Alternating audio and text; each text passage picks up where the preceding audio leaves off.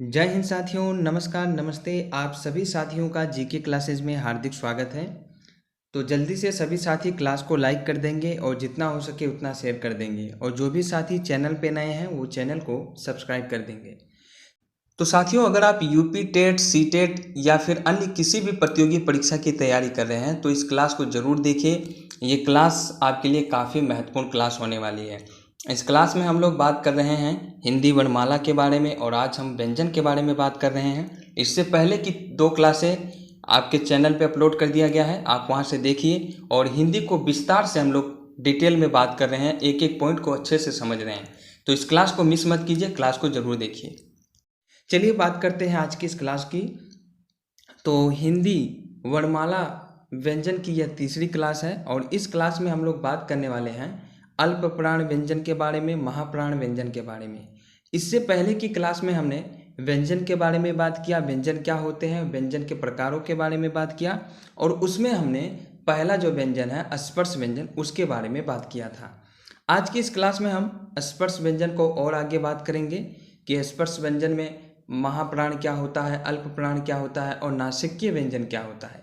तो चलिए आज की इस क्लास की शुरुआत करते हैं। और शुरुआत करने से पहले एक बार फिर से आप सभी से रिक्वेस्ट है कि चैनल को सब्सक्राइब कर लीजिए, बेल आइकन प्रेस कर दीजिए, ताकि न्यू और लेटेस्ट अपडेट आपको समय के अनुसार मिलता रहे। और वीडियो आपको कैसा लगता है कमेंट बॉक्स में ज़रूर बताएं। वीडियो पसंद आता है तो लाइक करें, अपने दोस्तों में शेयर करें। और सबसे ज़रूरी बात, अगर आप चाहते हैं कि इस क्लास की PDF फाइल आपको मिले तो आज ही हमारे चैनल टेलीग्राम चैनल को ज्वाइन करें, जिसका लिंक मैं वीडियो के डिस्क्रिप्शन में दे दूंगा। इसके अलावा अगर आपने इससे पहले की दोनों क्लासों को नहीं देखा है तो उसका भी लिंक मैं वीडियो के डिस्क्रिप्शन में दे दूंगा, या फिर आप किनारे आई बटन से वहाँ से आप देख सकते हैं। ठीक है, चलिए तो बात करते हैं आज की इस क्लास की। तो साथियों, आज की इस क्लास में हम बात करने वाले हैं अल्प प्राण व्यंजन के बारे में, और साथ ही हम लोग बात करेंगे महाप्राण व्यंजन के बारे में और नासिक के व्यंजन के बारे में, है ना। अल्प प्राण व्यंजन क्या होते हैं, महाप्राण व्यंजन क्या होते हैं, और नासिक के व्यंजन क्या होते हैं, है ना। इन तीनों के बारे में हम लोग बात करेंगे। इससे पिछले वाली क्लास में हमने व्यंजन के बारे में बात किया था और स्पर्श व्यंजन के बारे में बात किया था, है ना। व्यंजन के प्रकारों में जो पहला हमने पढ़ा था वो था स्पर्श व्यंजन। तो एक बार फिर से रिवाइज कर देते हैं, और व्यंजन के बारे में बात कर रहे थे। तो व्यंजन क्या होता है, व्यंजन वे होते हैं जिनका उच्चारण करते समय स्वरों की आवश्यकता होती है ना। व्यंजन वे वर्ण होते हैं जिनका उच्चारण करते समय स्वरों की आवश्यकता होती है। अर्थात कहने का मतलब ये है, स्वर की सहायता से ही हम लोग व्यंजन का उच्चारण कर सकते हैं, अर्थात बिना स्वर की सहायता से हम लोग व्यंजन का उच्चारण नहीं कर सकते हैं। ठीक है, तो ये तो हो गया व्यंजन। और व्यंजन की संख्या कितनी है, तो व्यंजन की संख्या 33 है। अब इसमें हम लोग बात कर रहे थे स्पर्श व्यंजन के बारे में। स्पर्श व्यंजन क्या होते हैं, स्पर्श व्यंजन वे व्यंजन होते हैं जिनका उच्चारण करते समय हमारी जीभ जो है मुख के कुछ विशेष स्थानों, जैसे कंठ हो गया, तालव्य हो गया, दांत हो गया, ओष्ठ हो गया आदि को जब वो टच करती है यानी स्पर्श करती है, तो इस प्रकार के व्यंजन को हम लोग क्या कहते हैं, स्पर्श व्यंजन कहते हैं, है ना। हमारी जो जीवा है वो मुख के अंदर कुछ विशेष स्थानों को जब टच करती है तो इस प्रकार के जो वर्ण होते हैं जिनका उच्चारण हम लोग करते हैं उसे हम लोग स्पर्श व्यंजन कहते हैं। और इनकी संख्या होती है 25, और इनको 5 वर्गों में बांटा गया है। क वर्ग हो गया, च वर्ग हो गया, ट वर्ग हो गया, त वर्ग हो गया और प वर्ग हो गया, है ना। तो ये तो हो गया साथियों पिछले क्लास के बारे में, एक बार फिर से रिवाइज कर दिया मैंने। अब आज की इस क्लास के बारे में बात करते हैं, और हम लोग डिटेल में जानेंगे कि अल्प प्राण क्या होता है, महाप्राण क्या होता है ना। चलिए बात करते हैं। तो साथियों, अल्प प्राण व्यंजन के बारे में बात कर रहे हैं, है ना। क्या होते हैं, वे व्यंजन जिनका मतलब उच्चारण करते समय या जिनको बोलते समय मुख से कम वायु बाहर निकलती है उसे हम लोग अल्प प्राण व्यंजन कहते हैं। ऐसे व्यंजन जिनका उच्चारण करते समय हमारी मुख से वायु यानी हवा जो है वो कम बाहर निकलती हो उसे हम अल्प प्राण व्यंजन कहते हैं। और प्रत्येक वर्ग समूह का पहला, तीसरा और 5वां वर्ग अल्प प्राण व्यंजन होता है ना। जो 5 वर्ग हैं, क वर्ग, च वर्ग, ट वर्ग, त वर्ग, प वर्ग, इनमें जो पहला होता है, जो तीसरा होता है, जो 5वां वर्ण होता है, यानी पहला वर्ण, तीसरा वर्ण, 5वां वर्ण, प्रत्येक वर्ग का पहला, तीसरा और पांचवा वर्ग आपका अल्प प्राण व्यंजन होता है ना। आई बात समझ में। तो अल्प प्राण व्यंजन क्या होते हैं साथियों? वे व्यंजन जिनको बोलते समय या जिनका उच्चारण करते समय मुख से कम वायु बाहर निकलती हो, है ना। अब महाप्राण व्यंजन क्या होते हैं?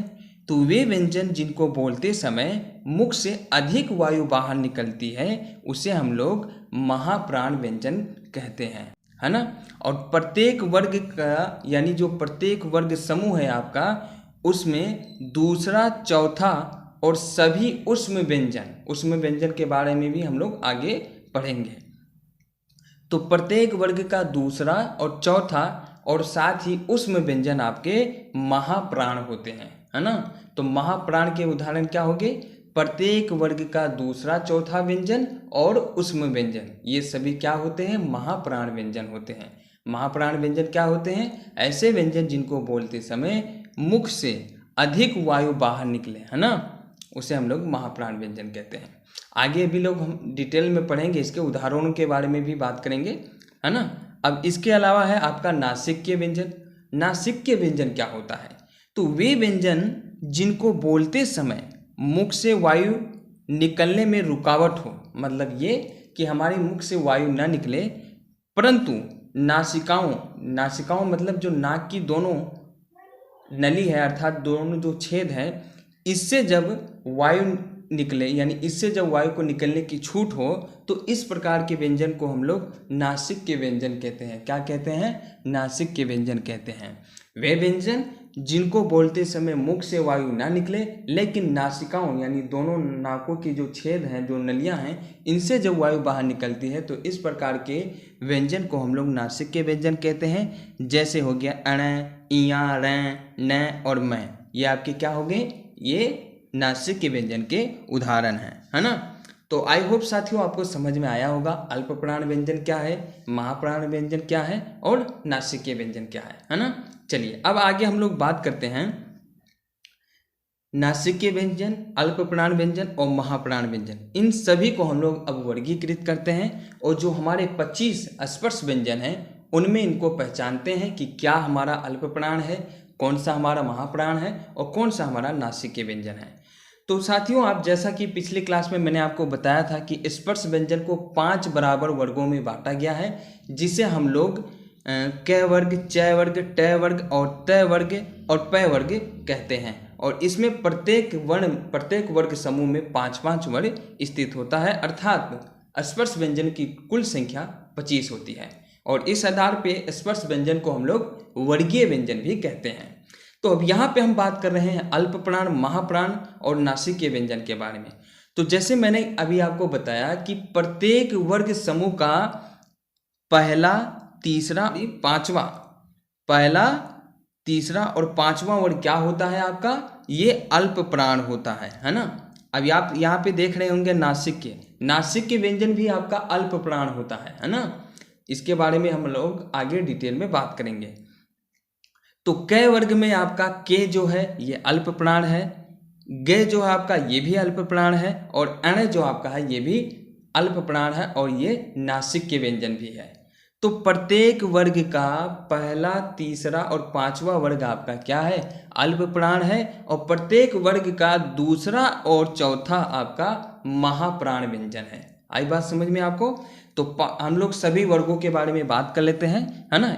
चलिए क वर्ग की बात करें तो इसमें क आपका अल्प प्राण व्यंजन है, ख आपका महाप्राण व्यंजन है, ग आपका अल्प प्राण व्यंजन है, घ आपका महाप्राण व्यंजन है और अण आपका क्या है? नासिक्य। च वर्ग की बात करें तो इसमें च आपका अल्प प्राण है, छ आपका महाप्राण है, ज आपका अल्प प्राण है और झ आपका महाप्राण है। यह आपका नासिक्य और अल्प प्राण व्यंजन है।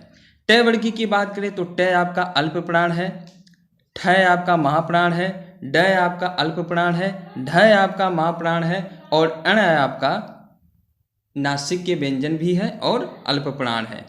त वर्ग की बात करें त अल्प प्राण, थ महाप्राण, द आपका अल्प प्राण है, धा आपका महाप्राण है और न आपका नासिक्य व्यंजन है, क्योंकि इसका उच्चारण करते समय हमारी नाक से हवा बाहर निकलती है। प आपका अल्प प्राण है, फ आपका महाप्राण है, ब आपका अल्प प्राण है और भ आपका महाप्राण है। और मैं आपका नासिक्य है और अल्पप्राण है ना। इनको उच्चारण करते समय नाक से हवा निकलती है। तो आई होप आपको समझ में आ रहा होगा। तो चलिए साथियों, हमने अल्पप्राण, महाप्राण और नासिक्य व्यंजन को बात किया, इनको वर्गीकृत किया और इनको पहचाना कि कौन से अल्पप्राण होते हैं, कौन से महाप्राण व्यंजन होते हैं और कौन से व्यंजन नासिक्य व्यंजन होते हैं। अब यहाँ पे एक चीज आपको और देखना है, आघोष अल्पप्राण क्या होता है, साघोष अल्पप्राण क्या होता है या साघोष महाप्राण क्या होता है, इनके बारे में हमको बात करना है। तो साथियों, जो प्रत्येक वर्ण है आपका, प्रत्येक वर्ण का जो पहला वर्ण है आपका, प्रत्येक वर्ग का जो पहला वर्ण है, जैसे क हो गया आपका, चे हो गया, टे हो गया, ते हो गया, पे हो गया, तो प्रत्येक वर्ग का पहला वर्ण आपका आघोष अल्पप्राण कहलाता है। इन्हें क्या कहते हैं हम लोग? आघोष अल्पप्राण कहते हैं। अब ये आघोष क्या होता है, साघोष क्या होता है, इसके बारे में अभी हम लोग बात करने वाले हैं। और प्रत्येक वर्ग का जो दूसरा वर्ण होता है आपका, प्रत्येक वर्ग का दूसरा वर्ण, जैसे ख, छे, ठे, थे, फे, इसे हम लोग आघोष महाप्राण कहते हैं, है ना। अब अच्छा, ये तो आपको पता है कि अल्पप्राण क्या होता है, महाप्राण क्या होता है ना। अल्पप्राण में मुख से हवा बहुत कम, मतलब बाहर नहीं निकलती है, और महाप्राण में हवा मुख से बाहर निकलती है ना। समझ में आ रहा है आपको? तो प्रत्येक वर्ग का पहला वर्ग आपका आघोष अल्पप्राण होता है और प्रत्येक वर्ग का आपका दूसरा वर्ण जो होता है वो आघोष महाप्राण होता है। प्रत्येक वर्ग का जो तीसरा वर्ण होता है आपका, प्रत्येक वर्ग का तीसरा वर्ण, जैसे ग, जे, डे, दे, बे, ये सब होते हैं साघोष अल्पप्राण। इन्हें हम लोग साघोष अल्पप्राण कहते हैं। इसके अलावा आपके प्रत्येक वर्ग का जो चौथा वर्ण होता है, जैसे घ, झ, ढ, ध, भ, इन्हें हम लोग साघोष महाप्राण कहते हैं, है ना। इन्हें हम क्या कहते हैं? साघोष महाप्राण कहते हैं, है ना। और जो प्रत्येक वर्ग का पांचवा वर्ग होता है, जिसे हम लोग नासिक्य व्यंजन कहते हैं, जैसे अण, इया, ण, न, म, इसे हम लोग साघोष अल्पप्राण कहते हैं, है ना।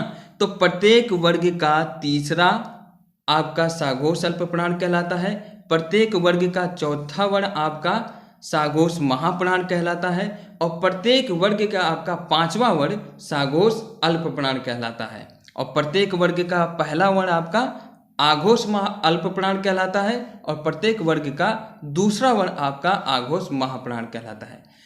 तो आई होप साथियों, आपको अल्पप्राण, महाप्राण और नासिक्य व्यंजन के बारे में पता चल गया कि कौन से व्यंजन आपके नासिक्य व्यंजन होते हैं, कौन से आपके अल्पप्राण होते हैं, कौन से आपके महाप्राण होते हैं, और किन व्यंजनों को हम लोग आघोष अल्पप्राण कहते हैं, किसको हम आघोष महाप्राण कहते हैं, किसको हम साघोष अल्पप्राण कहते हैं, या फिर किसे हम साघोष महाप्राण कहते हैं। तो इन सब चीज़ों के बारे में मैंने आपको बता दिया, आपको समझ में भी आ गया होगा।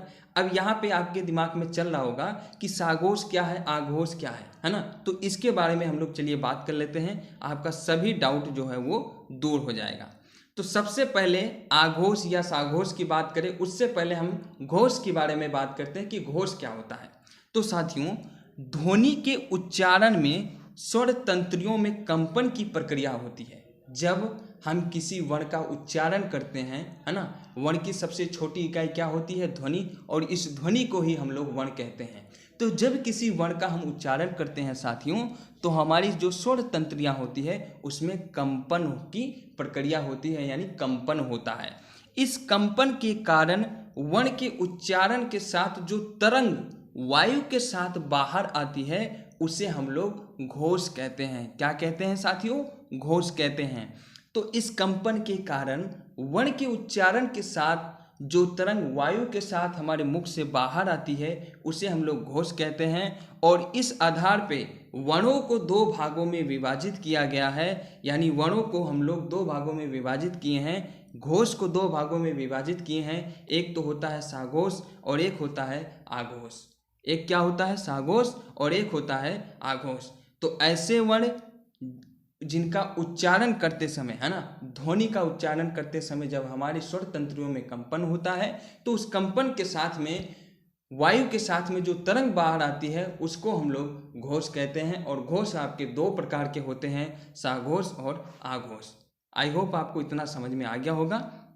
अब रही बात साघोष की और आघोष की, तो चलिए उसके बारे में भी बात कर लेते हैं। तो साघोष के बारे में बात करें साथियों, तो जिन वर्णों को बोलते समय फेफड़ों से निकलने वाली स्वर तंत्री से रगड़ खाकर अर्थात घर्षण करके निकलती है, उसे हम लोग साघोष व्यंजन कहते हैं, या फिर साघोष अल्प प्राण या साघोष महाप्राण व्यंजन कहते हैं, है ना। तो साघोष व्यंजन क्या होते हैं साथियों? साघोष व्यंजन वे होते हैं जब हम उनका उच्चारण करते हैं तो हमारे फेफड़ों से जो निकलने वाली स्वर तंत्री होती है वो रगड़ खाकर अर्थात घर्षण करके निकलती है। इस प्रकार के व्यंजन को हम लोग साघोष व्यंजन कहते हैं, जैसे ग, घ, एण, च, झ, इय इत्यादि। ये सभी आपकी क्या है? ये आपके साघोष हैं। इनके बारे में हमने डिटेल में पढ़ा है पीछे, है ना। उनको वर्गीकृत भी किया है अल्प प्राण में, महाप्राण में, आपको समझ में आया होगा। आघोष की बात करें तो जिन वर्णों को बोलते समय फेफड़ों से निकलने वाली स्वर तंत्रियां से रगड़ खाकर अर्थात घर्षण करके नहीं निकलती है। एक तो जब घर्षण करके निकलेगी तो आपका साघोष होगा, और जब घर्षण करके नहीं निकलेगी तो आपका आघोष होगा। जैसे क, ध, च, छ, ट, ड, ता, था, पा, फा, ये आपके क्या हैं? ये आपके आघोष व्यंजन है। इनको जब हम बोलते हैं, इनका जब उच्चारण करते हैं तो हमारे फेफड़ों से ये रगड़ खाकर अर्थात घर्षण खाकर नहीं निकलती है ना।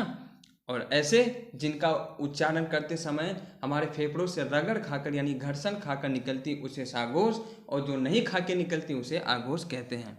तो आई होप साथियों आपको समझ में आ गया होगा साघोष क्या है, आघोष क्या है ना। अब यहाँ पे आपके मन में एक और डाउट चल रहा होगा कि ये स्वर तंत्री क्या है ना। चल रहा है ना आपके दिमाग में? चलिए इसको भी अभी दूर करते हैं कि स्वर तंत्री क्या होती है। तो साथियों स्वर तंत्री का मतलब होता है जिससे आवाज निकलती है, अर्थात मुख के अंदर का वह भाग जहां से आवाज निकलती है। स्वर तंत्री हमारी गले की नली होती है साथियों, इसी से हमारी आवाज जो है बाहर आती है, और इसी में है ये आपका क्या होता है? कंपन होता है ना। तो जब हम लोग किसी वर्ण का उच्चारण करते हैं तो हमारी स्वर तंत्री में कंपन होता है, और कंपन के साथ में जो तरंग वायु के साथ में बाहर निकलती उसी को हम लोग घोष कहते हैं। और ये आपका दो प्रकार का होता है, साघोष और आघोष, जिनके बारे में हमने अभी डिटेल से बात किया। तो आई होप साथियों इस क्लास में आपको बहुत ही मजा आया होगा। इस क्लास में हमने अल्प प्राण, महाप्राण, नासिक के व्यंजन और साथ में साघोष अल्प प्राण, साघोष महाप्राण या आघोष अल्प प्राण या आघोष महाप्राण के बारे में बात किया, और साथ में साघोष आघोष के बारे में बात किया। घोष किसे कहते हैं इसे भी हमने देखा। तो सभी चीज़ों को हमने विस्तार से इस क्लास में डिस्कस किया। यानी ये क्लास आपका एक कंप्लीट क्लास था। अगर आप इस क्लास को अटेंड करते हैं तो मैं 100% गारंटी लेता हूँ कि ये जो टॉपिक है आपका व्यंजन वर्णमाला का, इसे आप कभी नहीं भूल पाओगे। तो साथियों आप इस क्लास में आपको मज़ा आया कि नहीं, इसको कमेंट बॉक्स में ज़रूर बताएं। और बहुत ही शानदार क्लास थी, हमने बहुत अच्छे तरीके से समझा एक एक चीज़ को। कोई डाउट होता है तो प्लीज़ आप कमेंट बॉक्स में कमेंट कीजिए, आपके डाउट को दूर किया जाएगा। तो चलिए साथियों आज की इस क्लास में बस इतना ही, मिलते हैं अगली क्लास में। और अगली क्लास में हम लोग व्यंजन के और भी प्रकारों के बारे में बात करेंगे, है ना। ज़्यादा लेंथी वीडियो नहीं बना रहा हूँ मैं, छोटे छोटे वीडियो बना रहा हूँ तो ताकि आपको अच्छे से समझ में आए और आप कम समय में अच्छा समझ सके, ठीक है। तो चलिए मिलते हैं फिर अगली क्लास में। और क्लास को लाइक करना ना भूलें, चैनल को सब्सक्राइब करना ना भूलें, और जितना हो सके साथियों को अपने शेयर कीजिए। Thank you very much. जय हिंद, जय भारत।